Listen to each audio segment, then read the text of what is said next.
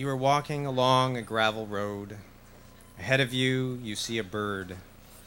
As you approach, the bird suddenly develops a broken wing. It struggles in front of you, this bird, as if it can barely walk, let alone fly. You feel sorry for this bird. You want to reach out and pick it up. So you try to catch it, and it almost lets you reach out and pick it up. But each time you do, it manages to stay just one step ahead of you. As you pursue it, the bird leads you on, away from its secret nest where its offspring wait. Suddenly, the bird flies away, calling out with a loud cry that sounds like a jeer. But it isn't, really. It's just Phil Hall saying, "Here you are now. We'd better figure out where we are." Please welcome Phil Hall and his Killdeer.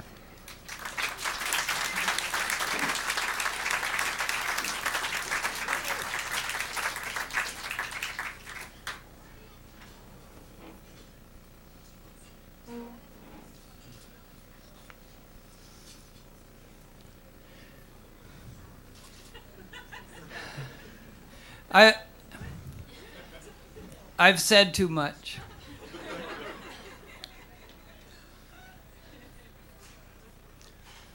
These are essay poems.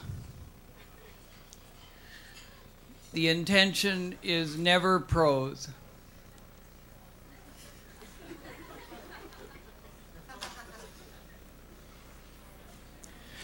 Before my daughter was born, I made up this whole legend about her. She would lead a band of women resistance fighters. Dressed in furs, they would roar across the tundra on flame-throwing snowmobiles. Hoda, that was her pre-birth name. Hoda would swoop down from the far north, sabotage Yankee strongholds, force the damn Americans out of Canada. When she was 4 months old, we moved to Greece and lived on Crete at first near Agios Nikolaos. In the 1940s, villagers had been massacred by the occupying Nazis. The cathedral had been partially burned, its Orthodox icons darkened by char. I was there, writing on an old door propped between rocks under a fig tree, because I admired those people who had fought so intractably for their island back in ways my own country never would.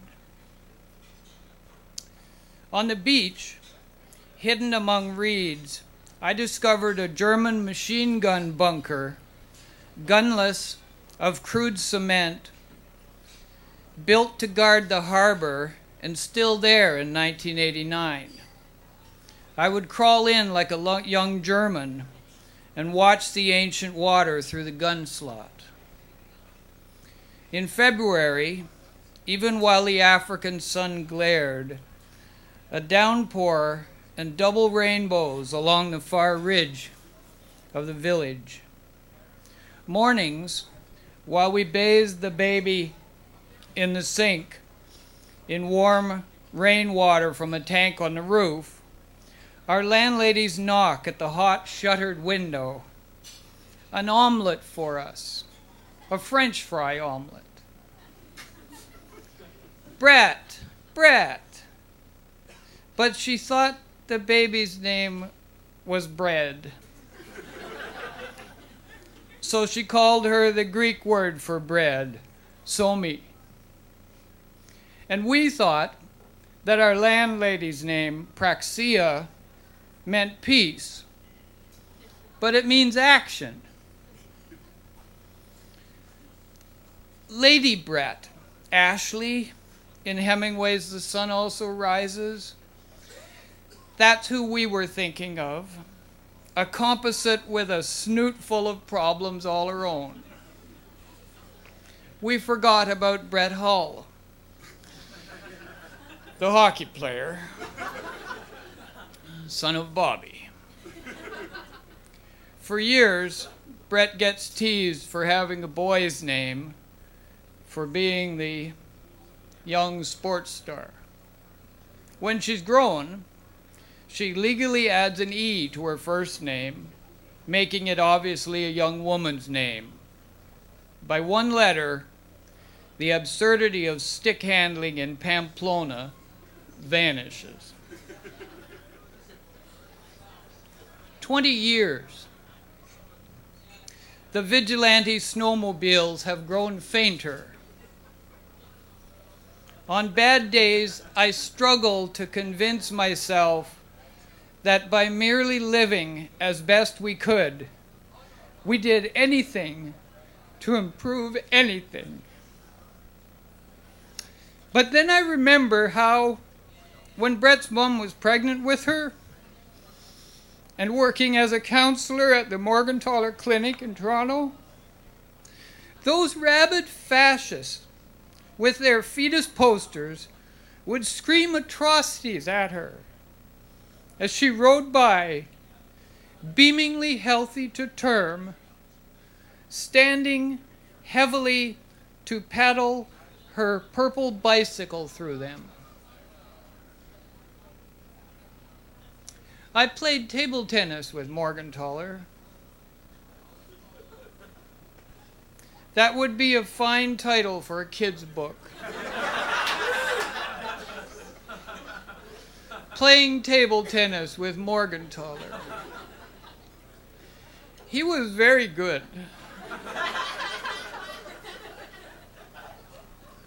Also, there was a Sri Lankan woman on strike at a mushroom farm in Surrey, BC in the early 80s.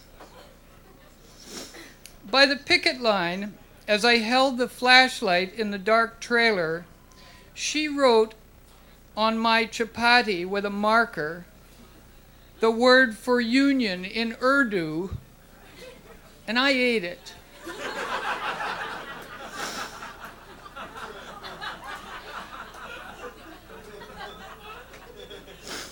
I used to say, Retsina is what the gods drink when they can afford it.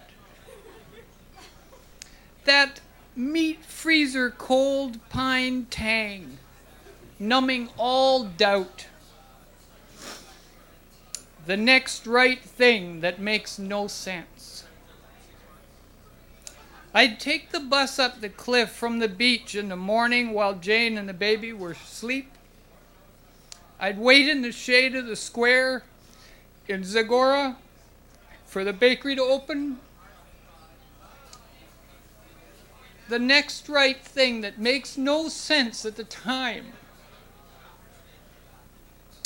I'd stumble down through kiwi terraces into the blinding blue of the Aegean.